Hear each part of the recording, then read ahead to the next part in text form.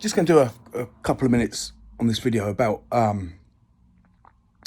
my voices that I hear every day and night, and about how they've changed over the years, how they in a weird way help calm me down, help me think differently, help me deal with situations differently as I've got older and they've got older. It's bizarre. I'm laughing because it's part of me now. Like, I realised at the beginning I tried to fight it, which then made me paranoid, which then created the paranoid delusional thoughts, you know, I'm being experimented on, or the government's watching me, or this is watching me, that's watching me. It's because couldn't understand what was going on. Like, it was so surreal. Like, hang on a minute. Do you know what I mean? I'm hearing all these voices talking about me, you know, and I couldn't see where they were coming from. So your brain naturally goes to, well, there must be something it must be an experiment that I'm fucking involved in. Do you know what I mean? And that made me ill. That made me very ill. And I couldn't tell anybody because then Sarah died. And I had Al, and I wasn't going to... I suffered to have my daughter, if I can be honest. I should have got help. But then I'm glad I didn't, because they would have just medicated me. They wouldn't have wanted to understand what was going on with me. They would just give me loads of fucking tablets. And I would have been a zombie, you know? So over the last... As time's progressed, so I started to hear these voices probably 10 or 11 years ago. They were very aggressive at the beginning. They didn't like me at the beginning, a lot of these voices. Now they love me, which is really bizarre as well. It's really like, you know, it's... And I love them now, if I can be honest.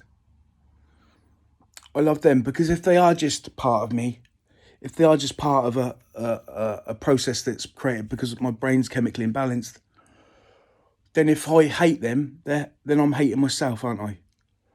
So I've learned to love these voices, so then I'm able to love myself a little bit more as well, which has been calming in a way. You know, it's like having an orchestra in the background. At the beginning, the orchestra didn't play the tunes that I wanted them to play. Do you know what I mean? But now they play the tunes that I enjoy, if that makes sense.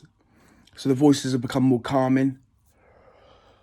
They become kinder to me, nicer. They give me advice. You wouldn't believe it. You'd think I was full of shit, you know. I truly don't believe that I'm a schizophrenic. I don't. I truly believe that there's something else going on with me, as most crazy people do. But I really do. I really do, because it's too surreal what I'm going through.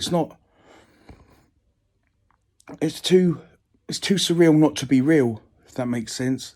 Like, I wake up in the middle of the night, and I my voices, like, they talk to each other about me. So they say, "Oh, is he okay? Where's he going? Oh, he's going." And then one voice go, "Oh, I think he's going to the toilet," or "This is happening," or "That's happening." Okay, make sure he's all right, and make sure you know what I mean. He gets his head back down, calm his mind down. You know, like, they're having a discussion with each other about me. Do you know what I mean? It's fascinating. It is fascinating. And I think I live with what I'm experiencing really well. Like, do you know what I mean? My Kerry could be sat right here, you know, and my voice is talking to me, and she won't even know what's going on, because where I'm able to not hide it. I don't want to hide it. Kerry knows I hear voices, but, like, it's just where I deal with it so well, you know. So yeah, it's been interesting. It's been interesting. Yeah, I suppose, obviously, if it is a chemical imbalance, and that I can live with it like I'm living with it, which is unbelievable. There's no reason to medicate, is there?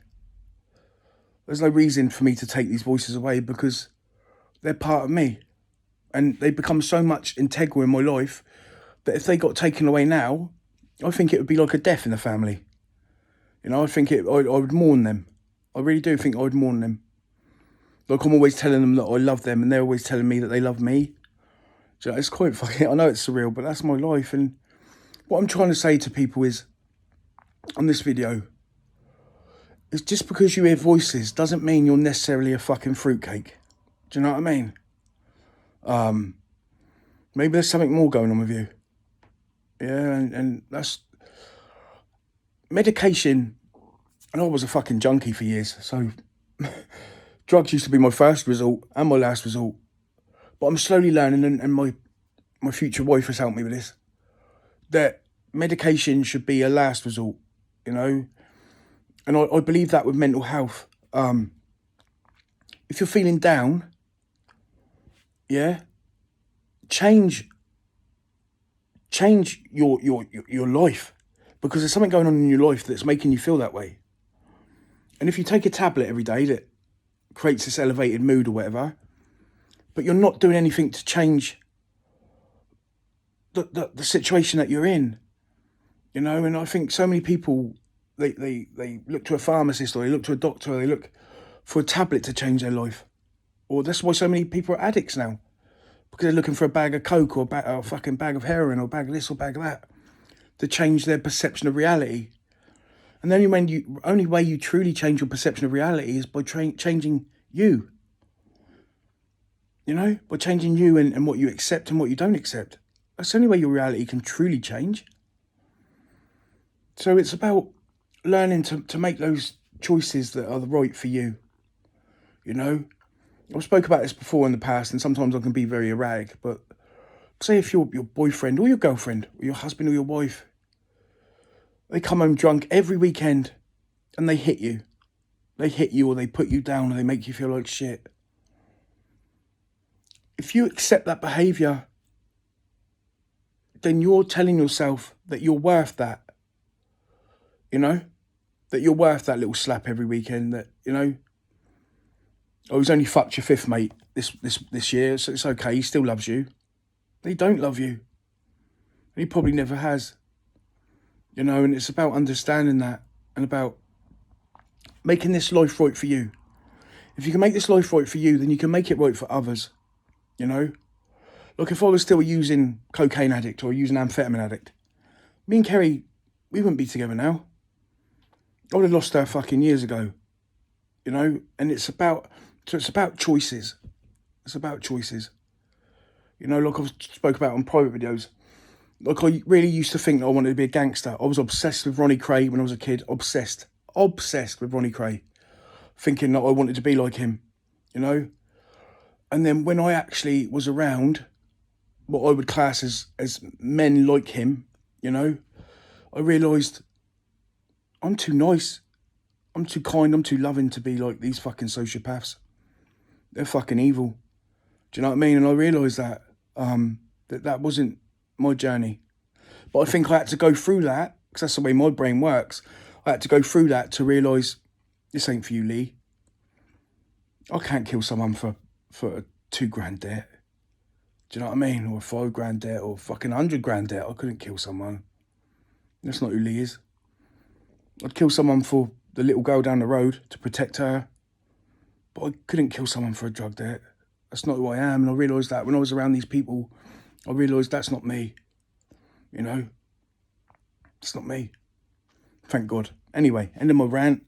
So my point to this video is, big up yourself. Yeah? If things ain't working for you, change.